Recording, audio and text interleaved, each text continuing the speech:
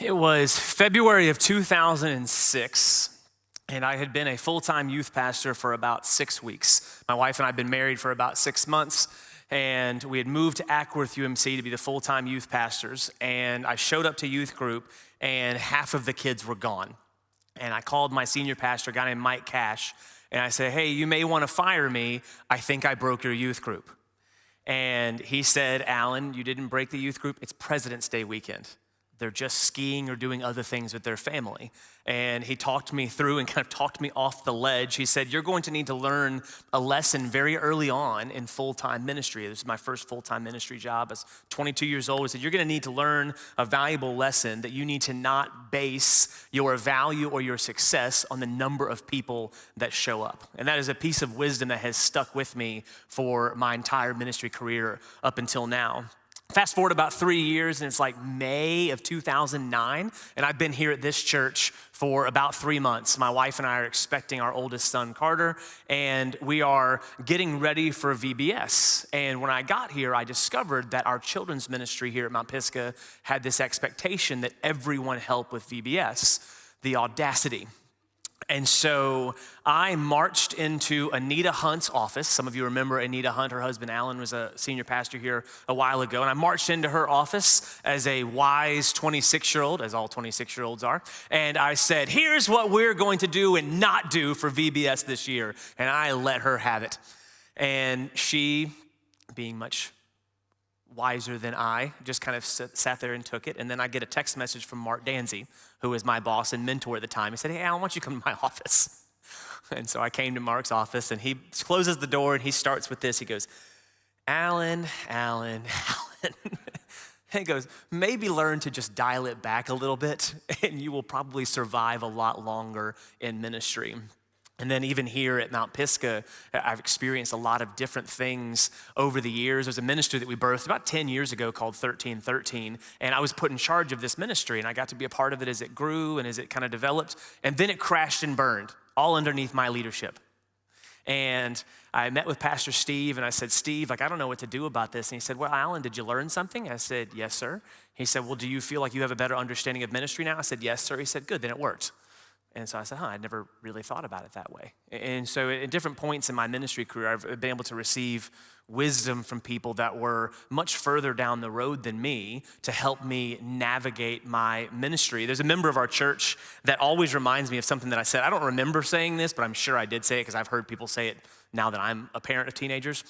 We had Carter, and Carter was probably 3 months old at the time, and I was in a men's group, and a lot of the other men in the group had teenagers. And I remember making this comment. I said, well, I'm a youth pastor, so I understand teenagers. So I won't do that when I'm a parent of teenagers. Well, now that I'm a parent of a teenager, oh, how the tables have turned. It's a very different ballgame working with teenagers than trying to parent one.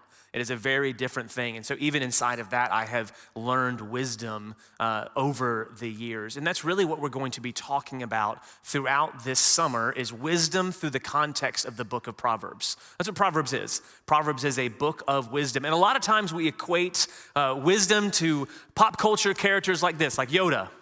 You think of Yoda and you think, that is wisdom. You think of Gandalf. You think of Mr. Miyagi, or you think of Morgan Freeman in every role that he's ever played pretty much.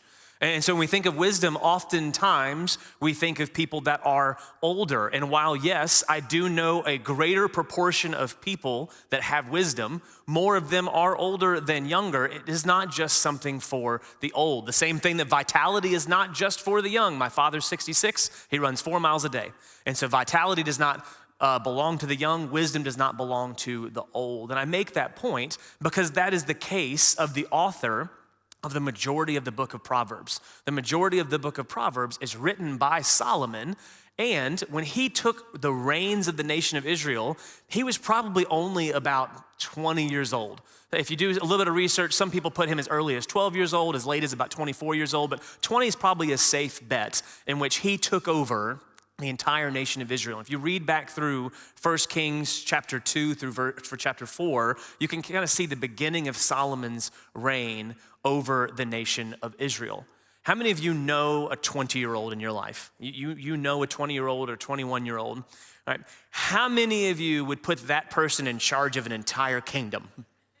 Probably not. But at the end of 1 Kings chapter 2, we see that David is coming to the end of a very long and fruitful reign, and it is time for him to pass the mantle of leadership over to his son Solomon. And so he does so, and Solomon is very young in age. He's watched his father reign for many years, for his whole life up until this point, and he has big shoes to fill. Imagine being David's son. When you read through this, I mean, other than Jesus, he's like one of the guys. I mean, he's one of the most known people in the history of the nation of Israel, and you're his son, and you have to come and follow after him. What kind of pressure would that put on you? He has grown, he's developed the kingdom has grown under his reign, he is known as a man after God's own heart, and now here you are, a 20-year-old, just fresh out of your teenage years, and now you are thrust into the limelight of being in charge of this entire nation. But this beautiful thing happens that shows you the character of Solomon and the reason why he's often referred to as the wisest man to have ever lived.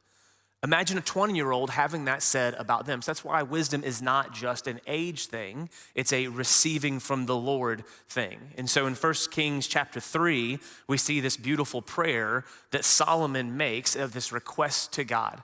And imagine you've been put in charge of the entire nation of Israel. The entire nation, the entire kingdom is at your disposal. What would you ask for? Would you ask that all of your enemies be delivered into your hands? Solomon didn't. Would you ask that the kingdom would multiply and grow, and that by the end of your reign, you would have a larger swath of land and people groups under your control than what your father had?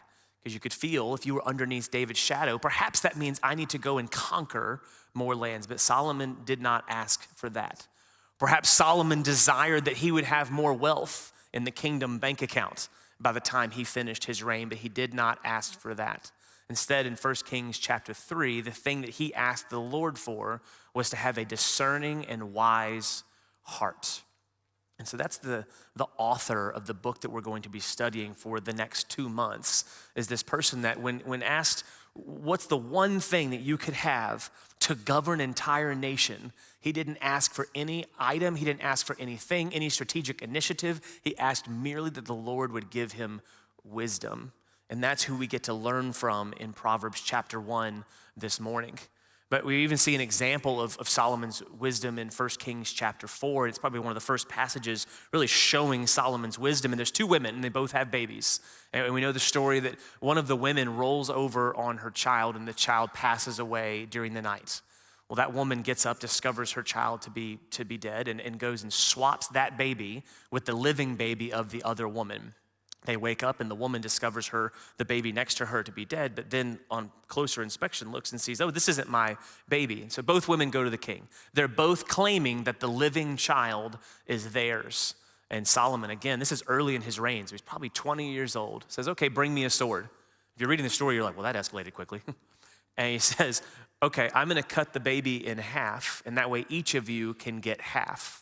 And then the mother whose child was actually alive says, no, she can have the baby because I would rather someone else raise my child than my child be put to death. And Solomon says that is the true mom, because in his wisdom, he knew that the true mom would just want her child to be healthy, even if she was not the one that had the privilege of raising it. And so that quick story in the early reign of Solomon shows you the wisdom that he had, even at an early age. And so we're gonna be in Proverbs chapter 1 this morning. And really this morning is meant to be an introduction to the book of Proverbs and to explain what the book of Proverbs is and really what wisdom is for us. And so we're in Proverbs chapter 1, beginning in verse 1. So the Proverbs of Solomon, son of King David, king of Israel, for gaining wisdom and instruction, for understanding words of insight. So remember his request in 2 Kings chapter 3. It was not for gaining property. It was not for gaining power. It was not for gaining prestige. It was not for gaining status. His one request was that he would have the wisdom and discernment to be able to lead his life and the lives of thousands of others in a way that was honoring to the Lord. And so he writes the Proverbs to be able to depart that wisdom to us, the readers. So it says this is the purpose of the book: for gaining wisdom and instruction, for understanding words of insight, for receiving instruction in prudent behavior. That could also be categorized as morality. And so to gain instruction of how you should live your life, for doing what is right and just and fair, for giving prudence to those who are simple, knowledge and discretion to the young. Let the wise add to their learning. And so you'll see this is a constant theme throughout the book of Proverbs this summer, is that the wise get more wise. The wise gain more wisdom, because one sign of wisdom is knowing how much you don't know. I think that's the difference in my faith life now at 40 than when I was 25. I don't actually know that much more now about God than I did at 25. I'm just so much more keenly aware of how much I don't know. And that is really what wisdom is. And so the wise get more wise, because the first piece of adding wisdom to your life is to have humility in knowing that you don't actually know everything. It says, let the wise listen and add to their learning. Let the discerning get guidance for understanding proverbs and parables and sayings and riddles of the wise. You'll remember, if you read through the Gospels, there's several different occasions where Jesus tells a parable, and he finishes the parable and he looks at those that are listening. He says, he who has ears, let him hear. And it's a deeper meaning than just, I want to make sure that you can actually physically hear my voice. It's saying, those who have understanding, I want you to understand this and to put it into practice. And so that's what it's saying. It's saying that wisdom allows us to then understand the abstract nature of God in our lives. A lot of times God is direct, but more oftentimes than not, I have found God to be extremely indirect in my life when he's trying to speak to me. And so oftentimes that can be seen as a proverb, a parable, a saying, or a riddle in my own life. And so wisdom and discernment helps us to make sense of those things. And so that's the reason why we need wisdom. And then verse 7, circle verse 7. If you've got a Bible in your hand or your phone, circle or highlight verse 7. That could summarize the entire book of Proverbs right here. The entire book of Proverbs, you'll see this phrase actually pop up multiple times throughout the book of Proverbs, but this would be the thematic of it. It says, the fear of the Lord is the beginning of knowledge, but fools despise wisdom and instruction. And let me unpack that a little bit. So fear of the Lord is not like if I make a mistake, I'm afraid that the creator of the universe is gonna smite me with lightning. I think when we see the phrase fear of the Lord, that's what we assume it's talking about. But to fear the Lord is to have a healthy and humble respect for how much more powerful, more all-knowing he is than we are. So it says, the fear of the Lord is the beginning of knowledge, but fools despise wisdom and instruction. Meaning the first piece of becoming wise is being humble enough to know what you don't know. If there's something that I've learned over the past 14 years of working here and maturing in ministry, is that questions are so much better than statements. And if you're a parent, especially if you're a parent of a teenager or older, that's how you lead your kids. When your kid's 4, you can say, hey, don't touch that. Hey, don't eat that. When your kid's 14, 24, 34, 44, statements don't work anymore. It takes a humility of heart to ask questions to really get to wisdom. The same thing goes with our Heavenly Father, that we would be humble enough that we would ask God more questions and make less statements. But it begins with a fear of the Lord, that we would have a healthy respect for how finite we are. If you ever think about how small and meaningless and insignificant your life is, it's going to get depressing for a second. It's really comforting if you think about it. When you realize how small you are, that's actually a very comforting fact. Because if the world were to be governed or the world were to be saved by my understanding, all of you would be in deep, deep trouble. And so, fear of the Lord is to have a healthy respect for the size of the Lord.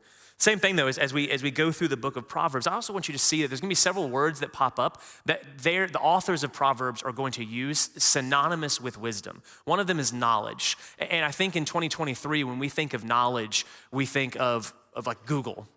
If you've got at your fingertips, you have every possible known fact in the universe that's ever existed. And so oftentimes knowledge, when we read that inside of Proverbs, you're gonna be thinking, oh, I need to learn more. This is talking about how many degrees I have. It's talking about how many scriptures that I've memorized. None of those are bad things, but knowledge is, on our simplified version of knowledge, it's just knowing a bunch of things. Versus wisdom is something deeper than that. Wisdom is to have the knowledge, but also to do something with it. You'll also see the law, you'll see morality, those types of things also equated into wisdom. And again, when we see that word morality or law, we can really oversimplify it when we're equating it to wisdom. Like, oh, morality is just knowing right from wrong. Wisdom is knowing right from wrong and having the courage to actually follow through and do it. Morality does not lead to wisdom, but wisdom does lead to morality. But it's not a two-way street. And so it's important for us to understand that when you see the word morality, the law, knowledge, and lastly, prophecy or vision, those two kind of go together. If you see prophecy and vision, it's not talking about you having a vision for your own future. Many of you that are still like me in your career lives and you've got kids, you probably have a vision and a plan for your future. You've planned for your retirement, you've planned for your career, all of these types of things. Nothing wrong with that. But when you see the word vision or prophecy or the vision for your life, we can kind of make it really small. Versus wisdom inside of the vision is that we would have the wisdom to discern what God's will is for our lives, his good, pleasing, and perfect will, which is Romans chapter 12. I'll give it to you this way. I had a friend in middle school, and he had a girlfriend that he was deeply in love with, as they all are. And his parents did not want them to date, neither did hers. So they were forbidden love. It's like Romeo and Juliet, just less poetry. And they were in love, and they were forbidden to be together, and so they decided that they were going to run away to California. And so they stole his dad's credit card, and they got a taxi from their house in Gwinnett County to the Atlanta airport, and they bought 2 tickets to California, and they were going to fly to California. And when we asked him later on, we said, how are you planning to feed your family? He was on my soccer team. He said, well, I packed my soccer cleats. I was going to become a professional soccer player and feed my family that way. So he had knowledge of how to go about booking a plane ticket and a taxi. And he had a vision for what his life was going to look like and that he was going to be a professional soccer player at the age of 14 to provide for his family. And he knew the law, he knew legally he could actually get on a plane at 14 years old at this particular part in time. But none of that contained wisdom. And so as we go through the book of Proverbs, you'll see knowledge, the law, morality, vision, prophecy. It's talking about something so much deeper than simply knowing how to do something or knowing what's right from wrong or knowing what the next step is to solving a particular problem. Wisdom, more accurately translated, would be knowledge applied.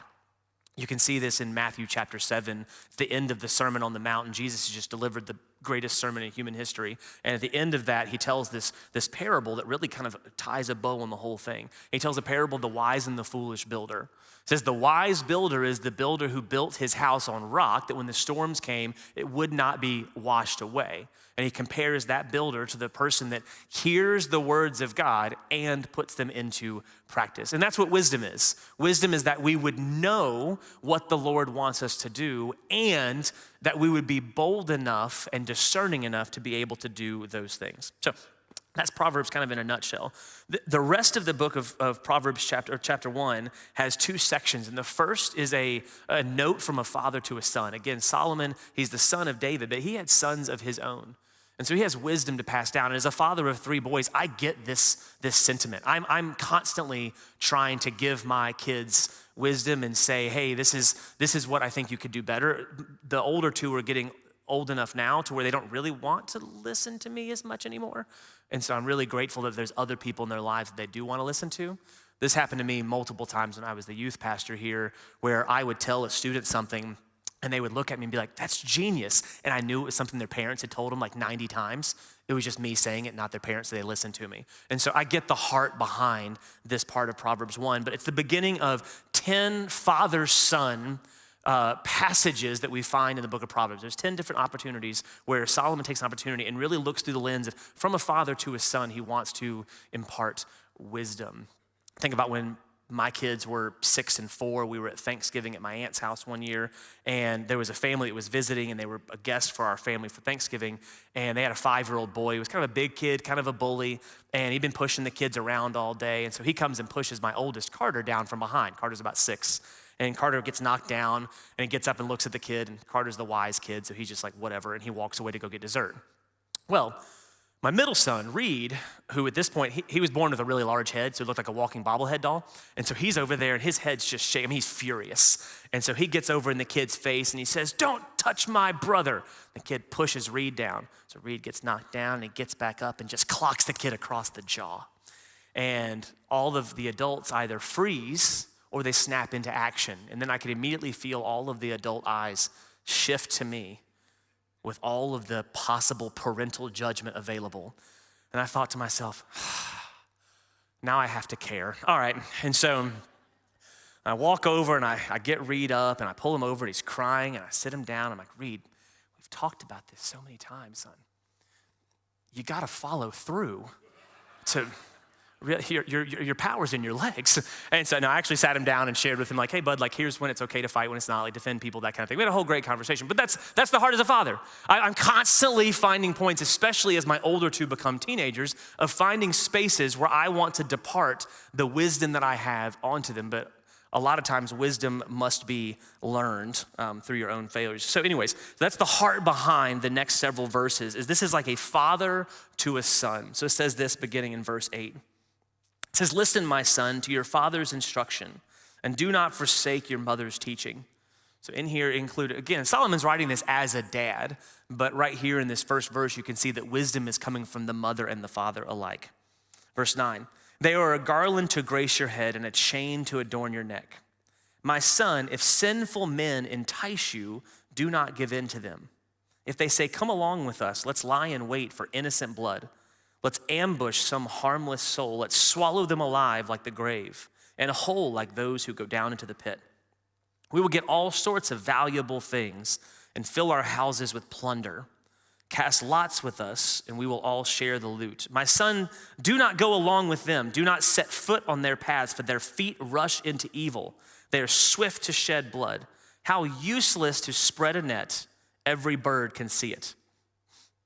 These men lie in wait for their own blood. They ambush only themselves. Such are the paths of all who are after ill-gotten gain. It takes away the life of those who get it."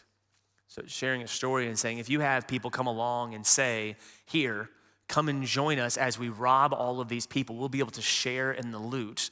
The end, what Solomon is saying is that if you follow after those people, if you follow in the path of the unwise, you will actually be the victim of your own lack of wisdom.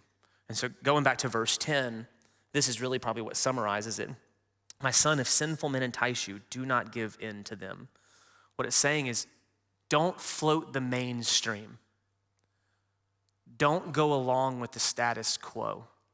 And father to son, a lot of us probably have the picture in our heads of a father to a 7-year-old boy, or a father to a 17-year-old boy that's about to go into manhood. But this is applicable for all of us. It's saying that all of us, verse 19, "Such paths of all who go after ill-gotten gain, it takes away the life of those who get it." Meaning the people that you're taking from, they're not the victims, you are. You're the fruit of your own hardness of heart, the fruit of what you receive from pursuing after dishonest gain and following a path that's not God. That fruit is the thing that will destroy you. So it's saying, don't float the mainstream. And so in the teenage world, here's how I tell this to my boys, my rising 10th grade boys. Something big that we're going to talk about next year is who you hang out with determines a lot of who you are. And so you need to choose what kind of company you choose to hang out with. It doesn't mean that people that don't have the same values and you have to shun them and never speak to them. But there's a difference in level of relationship of someone that you allow into your inner circle and someone that you do not.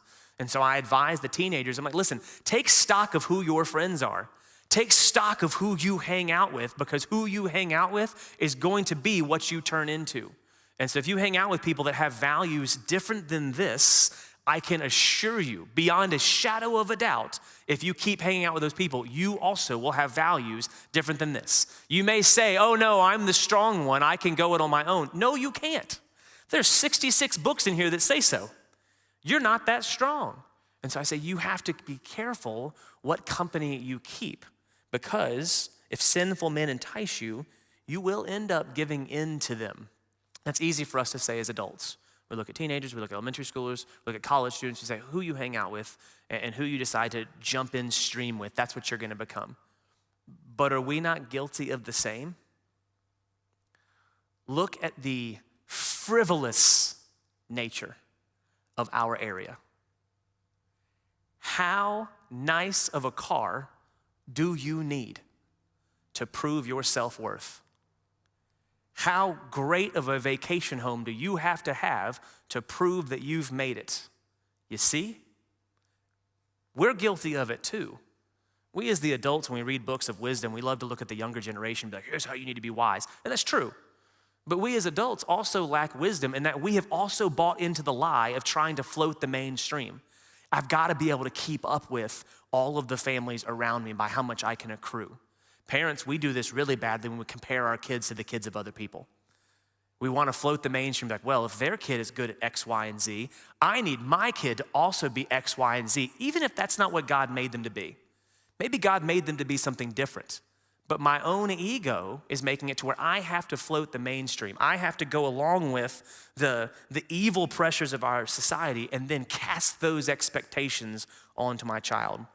So the warning in verse 19 is such paths of all who go that way are ill-gotten gain. It takes away the life of those who get it. And so when we choose to float the mainstream, when we choose to merely go along with the status quo of the area around us, we are the ones that end up hurting.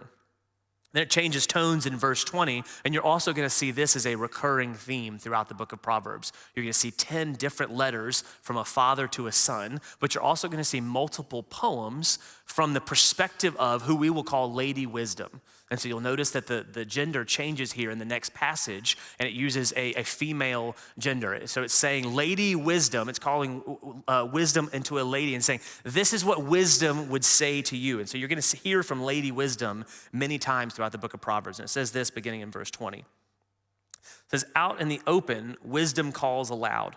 She raises her voice in the public square. On top of the wall, she cries out. At the city gate, she makes her speech. How long will you who are simple love your simple ways? How long will mockers delight in mockery and fools hate knowledge? Repent at my rebuke, then I will pour out my thoughts to you.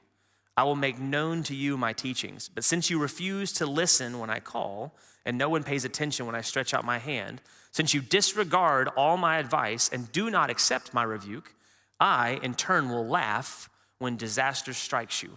I will mock when calamity overtakes you. Again, I've said this multiple times from the stage. God's greatest judgment on us is that he would just leave us alone. We are perfectly capable of destroying ourselves. And that's what this is saying. If you choose not to heed the wisdom that God sends your way, either actually through his word or through the words of other people, then basically your destruction is on your own head. That's the meaning behind this section. It's saying God is trying to lead you along his path.